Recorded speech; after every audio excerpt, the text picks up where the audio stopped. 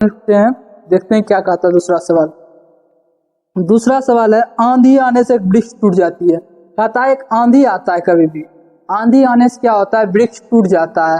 वृक्ष टूटता है और वृक्ष टूटा हुआ भाग जमीन के साथ अटैच होता है और उस अटैच होने के साथ वहाँ कुछ कोण बनाता है। तो बताइए वो जो टूटा हुआ था वृक्ष, तो पूरे वृक्ष का लंबाई कितना होगा, वही सवाल है। चलिए उस सवाल को करते हैं। सवाल कहता है, आंधी आने से एक वृक्ष टूट जाता है और टूटा हुआ भाग सतह पर मुड़ जाता है, इस तरह मुड़ जाता है।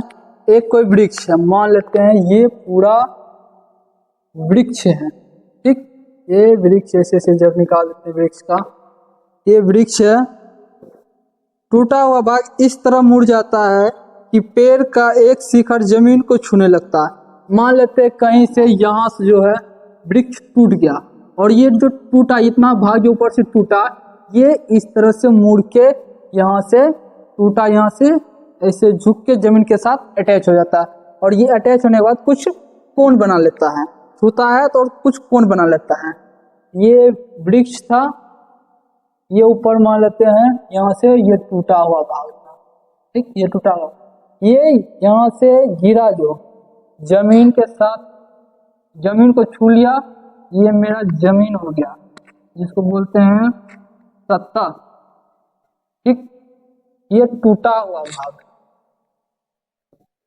टूटा हुआ भाग, ठीक। और ये क्या है मेरा, ये यहाँ से यहाँ तक जो था ये पूरा वृक्ष था, वृक्ष, ठीक। जमीन को छूने लगता और उसके साथ 30 डिग्री का कोण बनाता है। जब ये जमीन को छुआ, ये टूटा हुआ भाग जमीन को छूता है तो यहाँ पे 30 डिग्री का कोण बना लेता है, ठीक। 30 डिग्री का कोण बनाता है। पेड़ के पाद बिंदु से की दूरी, जहाँ पेड़ का शिखर जमीन को छूता 8 मीटर है। पेड़ के पाद बिंदु, जहाँ पे पेड़ स्थित है, जहाँ पे पेड़ है वहां से और जहाँ पे ये शिखर छू रहा है जमीन के, ये दोनों का डिस्टेंस जो है, दूरी है 8 मीटर। कितना मीटर? 8 मीटर है, 8 मीटर है। तो पेड़ की ऊंचाई ज्ञात करें। तो पेड़ का ये पूरा ऊंचाई कितना होगा ये ज्ञात करने बोल रहा हूं, ठीक। देखिए तो इसमें क्या करेंगे, ये बेस, ये मेरा 90 डिग्री बन गया कोण, ये कोण 90 डिग्री, ये मेरा क्या हो जाएगा कर्ण, ये कर्ण, तो ये हो जाएगा आधार, जिसको बेस बोलते हैं। ये क्या है आधार, बेस, ये हो गया परपेंडिकुलर, ठीक। ये अब पूछता है हमसे ये पूरा वृक्ष का लंबाई कितना होगा। तो क्या करेंगे इसको, ये यहाँ जो पूरा वृक्ष अभी खड़ा है, ये वृक्ष और ये टूटा हुआ भाग को आपस में जोड़ देंगे तो मेरा एक पूरा वृक्ष बन जाएगा, यहाँ से यहाँ तक का वृक्ष निकल जाएगा। तो देखते हैं 8, ये आधार और कर्ण का संबंध किसमें है, कॉस में है। कॉस थीटा बराबर लगाते हैं, कॉस थीटा बराबर क्या होता है b/h। थीटा कितना दिया हुआ है 30 डिग्री, कॉस 30 डिग्री बराबर b/h। कॉस 30 का मान कितना होता है, कॉस 30 का मान √3/2, √3/2। ये क्या है 8 है, x क्या है कुछ नहीं दिया हुआ, h को h ही रहने देते हैं, ठीक। h को h ही रहने देते हैं।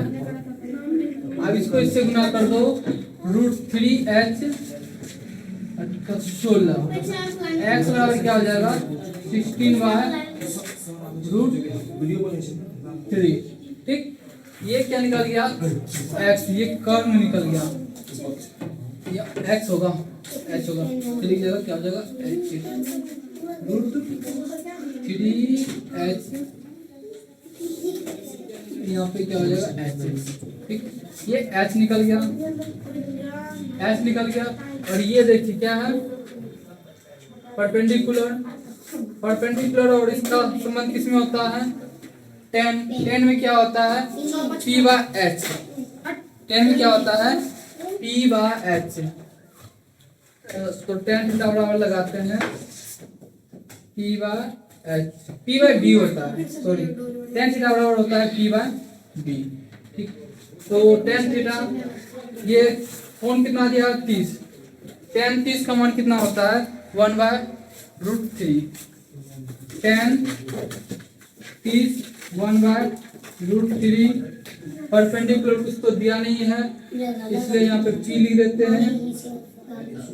P/B 8 दिया हुआ है।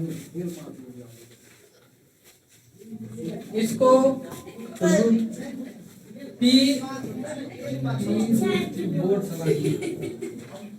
8 इधर आ जाएगा, तो P बराबर क्या हो जाएगा? 8/√3। ठीक, आ देखिए ये परपेंडिकुलर निकल गया 8/√3, और इधर हाइपोटेनियस क्या निकल गया? कर्ण क्या निकल गया? 16/√3। ये दोनों को जोड़ देंगे, मेरा ये पूरे वृक्ष निकल जाएगा।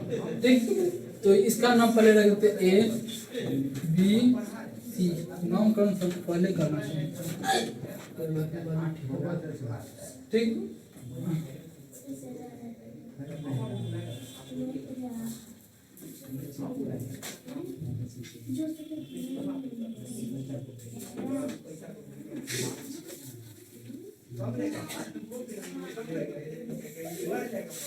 ठीक, अब देखते हैं दोनों को जोड़ते हैं। क्या करेंगे? वृक्ष की कुल लंबाई,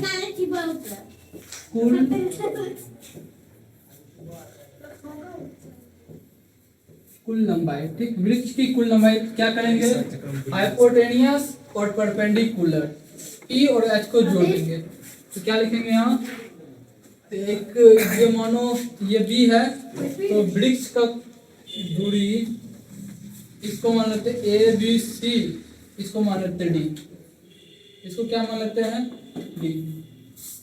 तो BD बराबर लिखेंगे, BD बराबर लिखेंगे P + H। P कितना आया है? 8/√3 प्लस 16/√3। तो अब 3√3 और √3 का एलसीएम ले लो, कितना हो जाएगा? √3 8 प्लस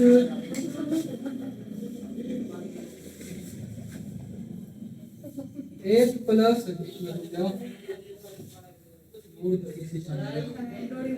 एलसीएम ले लेते हैं। √3 8 प्लस 16, 8 प्लस 16 कितना हो जाएगा? 24/√3। ये आंसर हो जाएगा। नहीं तो क्या होगा? √3 से हर का प्रेमीकरण कर देगा। हर का प्रेमी क्या हो जाएगा? 24/√3 इंटू √3/√3। इसको गुना कर दो, √3/√3 इंटू √3 इंटू 24, बट जब दो रूट गुना होता है ना, तो रूट हट जाता है और संख्या लिखा जाता है। कितना हो जाएगा? 3। ये 3 से कट जाएगा कितना टाइम में? 3 9 जा 3 8 जा 24।